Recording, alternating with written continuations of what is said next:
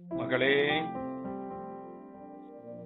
Jerusalem prayer ലൈനിലേക്ക് വന്നുകൊണ്ടിരിക്കുന്ന യേശുവിന്റെ പ്രിയപ്പെട്ട മക്കളെ ഓരോരുത്തരെയും ഉണ്ണിയേശുവിന്റെ കൈകളിലേക്ക് ഞാൻ സമർപ്പിക്കുകയാണ്. പല വിധത്തിലുള്ള സങ്കടങ്ങളും വേദനകളുമായി വിവിധങ്ങളായ രാജ്യങ്ങളിൽ ഇരുന്നു കൊണ്ട് ഇന്നത്തെ വചനം ശ്രവിക്കുന്ന സർവ്വ മക്കളയ്ക്കും, പ്രത്യേകിച്ച് കുടുംബങ്ങളിലേക്ക് വചനമാകുന്ന യേശു കടന്നു വരുന്ന പോലെ എനിക്ക് അനുഭവപ്പെടുന്നു. നിങ്ങളുടെ പ്രശ്നം എന്തുമായിക്കൊള്ളട്ടെ, നിങ്ങളുടെ പ്രതിസന്ധി എത്ര വലുതുമായിക്കൊള്ളട്ടെ, ഈ തിരുവചനം അതിന് വലിയൊരു ഉത്തരം നിങ്ങൾക്ക് തരും. ഇതാ ദൈവമായ കർത്താവ് ഇന്ന് നമുക്ക് തരുന്ന വചനം മത്തായിയുടെ സുവിശേഷം 1-ാം അധ്യായം 20-ാം തിരുവാക്യം. കർത്താവിന്റെ ദൂതൻ സ്വപ്നത്തിൽ പ്രത്യക്ഷപ്പെട്ട് അവനോട് പറഞ്ഞു, ദാവീദിന്റെ പുത്രനായ ജോസഫ്, മറിയത്തെ ഭാര്യയായി സ്വീകരിക്കാൻ ശങ്കിക്കേണ്ട. മകളെ, സ്വപ്നത്തിൽ സംസാരിക്കുന്ന കർത്താവിന്റെ സ്വരം ദൈവഹിതം തിരിച്ചറിഞ്ഞ ഒരു വലിയ വ്യക്തിത്വത്തിന്റെ ഉടമയാണ് വിശുദ്ധനായിരിക്കുന്ന യൗസേപ്പ് പിതാവ്. ബൈബിളിൽ 4 സ്വപ്നങ്ങളാണ് പറയുന്നത്. അതിൽ 1-ാമത്തെ സ്വപ്നം, മറിയത്തെ ഭാര്യയായി സ്വീകരിക്കാൻ നീ ശങ്കിക്കേണ്ട. പ്രിയപ്പെട്ടവരെ,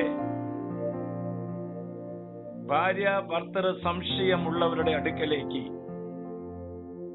പരസ്ത്രീ സംഗമമുള്ള വ്യക്തികളിലേക്ക്, വിശ്വസ്തതയില്ലാത്ത ജീവിത പങ്കാളിയിലേക്ക്, വിശ്വസ്തതയില്ലാത്ത സ്നേഹിതന്മാരിലേക്ക് വിശുദ്ധ യൗസേപ്പ് പിതാവ് പറയുന്നു, ദൈവത്തിന്റെ സ്വരം സ്വപ്നത്തിലാണെങ്കിലും അത് ശ്രവിക്കാൻ നീ പഠിക്കണം.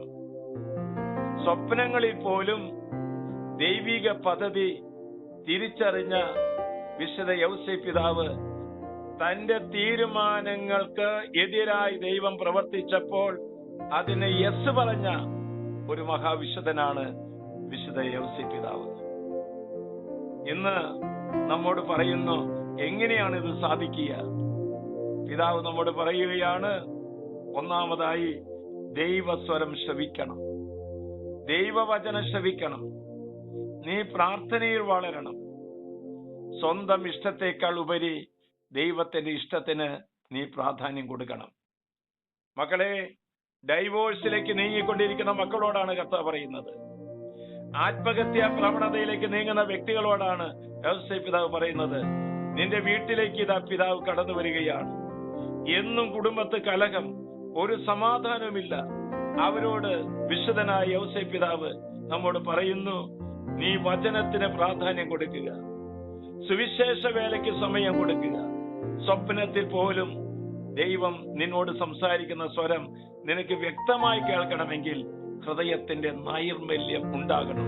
ഹൃദയശുദ്ധിയുള്ളവർ ഭാഗ്യവാന്മാർ, എന്തെന്നാൽ അവർ ദൈവത്തെ കാണും.